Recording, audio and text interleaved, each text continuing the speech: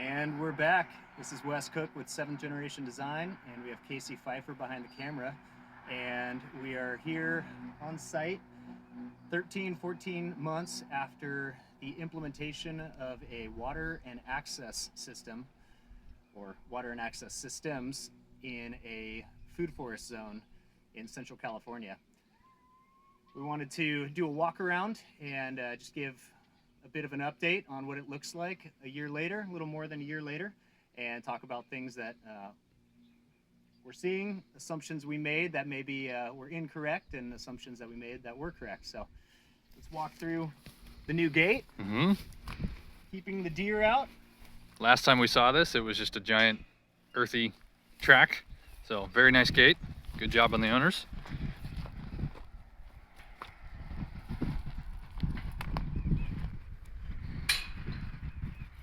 Casey, please jump in at any moment. This is the upper terrace, coming down the ramp, and in the last video you would have seen this.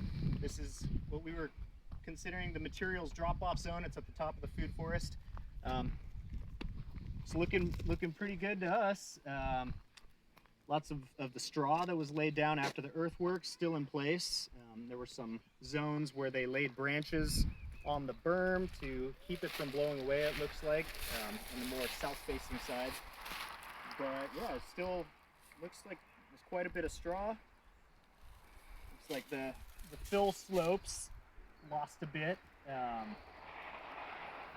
yeah, and then they definitely added some wood chips, as you can see, on the terraces. Good job on the wood chipping. We can see the original straw beneath it, and this is, a lot of this too is cover crop that was sown originally after the earthworks, but didn't come up due to a poor rain season the year prior. However, we just come through one heck of a rain season, and so now we're getting like all these bell beans and, you know, oat grass and stuff coming up. So it's looking good. Yeah, I think we installed this at the end of January last year. Yes. And we had just gotten a bunch of rain, and then we got no more. nothing. So yeah, upper terrace right here. This is the swale you're seeing that has the hoop tunnel over it, so that'll help orient if you saw the prior video. The swale connects over there to the driveway, and ultimately there'll be a channel drain that picks up all the runoff coming down the driveway and puts it out on contour here, right above their growing terraces. Yeah, they mentioned they don't have the channel drain in place, and they didn't do any sandbagging to direct any runoff. The driveway catches runoff, some of the drainage from the house roof, and from the pad up there. So they said the swale was relatively dry this season, probably because we terraced this up above, and any water running off the terraces is running around on the sides. But I imagine once it gets plugged in, it'll be catching a lot of water. Filled up many times over this rain season. And then over the spillway in the valley, the drainage, the draw over on the west side, and then through the media lunas that you saw in the last video. So let's walk down to the swale. Let's see, this is the ridge access road going down on the east side of the terraces. This is their main access to each of the terraces. So this wasn't really terrace. This is the original grade going to the swale. You see the swale right here. They added some lattice, start growing some climby things up and over the swale, and have a nice little vegetated tunnel to walk through. Climby things, that's the technical term for it, guys. Maybe some squash hanging down. This is our OffGrid irrigation system that we built, and apparently it's doing the job here, irrigating all these fruit trees this past summer, and the shrubs that they put in. So this is solar powered, off-grid. All you need is a water line. It's rodent proof, waterproof. We've got another video outlining this. Cool 7thGenerationDesign.com if you want to buy plans for it. You can make your own. It's definitely the best way to do it, but it's like a mobile brain for your irrigation system. You can place anywhere you've got pressurized water. Yep, up to 12 zones. 12 valves. 12. Yeah, so this is the first terrace, the upper, well, the first terrace below the swale. Technically that's the uppermost terrace, but yeah, they've So the owners planted tons of fruit trees, and what are we seeing here? We've got like a bear stick growing up next to it. What is that? That is black locust, our nurse plant for these trees. You see they have them around all of these. This is a nitrogen fixer. Can be cut to the ground and it resprouts, multi-stemmed.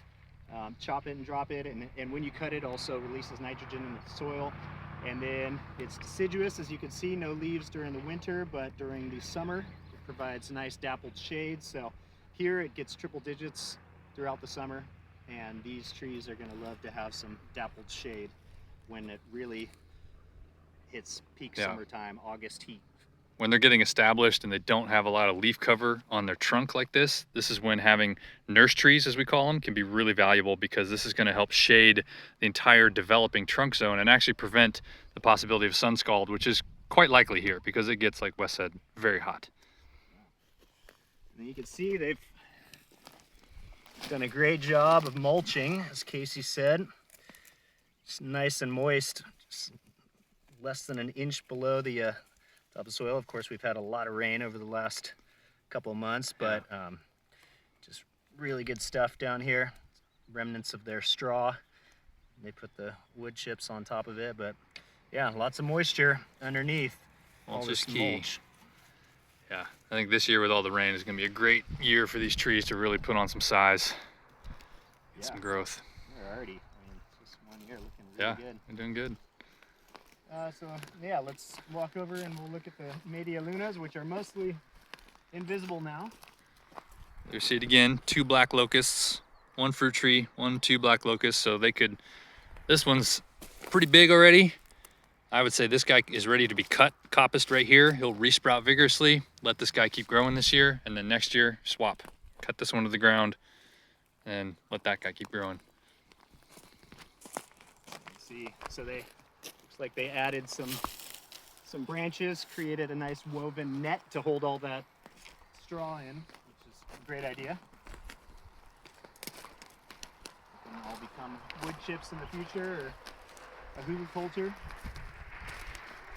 And here, you can see buried in here, you saw this in the last video, but it's amazing to see how much vegetation has grown just below this, even though I don't imagine that the spillway is really operating this year. But this is the armored spillway for the swale. So when the swale fills up, we've got an intentional overflow place. More info about that in the last video. And then here's the first Media Luna. And again, as you can see, this nice lush growth just downhill of it. Good evidence for stone piles accumulating and banking a lot of moisture in the soil, because you get this totally different line of vegetation, and this has happened at several of the Media Lunas down the slope. You get this really big vegetation flush right at the edge, or sometimes even in the rocks. Yeah. And then, yeah, this is a good spot to see all 3 swales, or I'm sorry, all 3 terraces below the swale. And they installed this fencing. You can see the gate down there on that main ridge access road. And then down there, Casey, maybe you can point that out with your hand. Yep. I don't know if we need to go down there, but another one. It's the last swale at the bottom. This is the swale, and then there's 1, 2, 3, 4 Media Lunas until we get down there that are meant to protect this little gully in case this spillway discharges. And then you see that line in the landscape outside the fence. That's the bottom swale.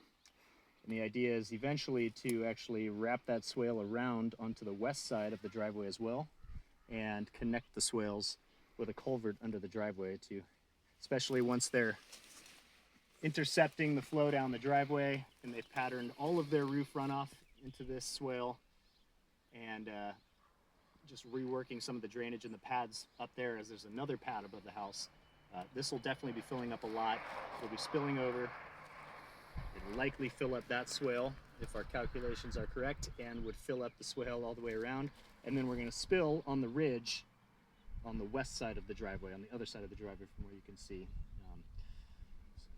the safest place to spill, overflow, least erosive zone. Yeah, anything else? That's it. Yeah. We've got some erosion down their driveway, which I think we mentioned in the last video, so this will help with that as well, getting all that water off. That water will get banked above these terraces. It'll get banked above that flatter section of the property down there for future expansion of food growing or reforestation. So yeah, I'm feeling pretty good about how this is all looking a year later. Yeah. Love it when it's green. Yeah. It's beautiful. All right. Thanks for following along.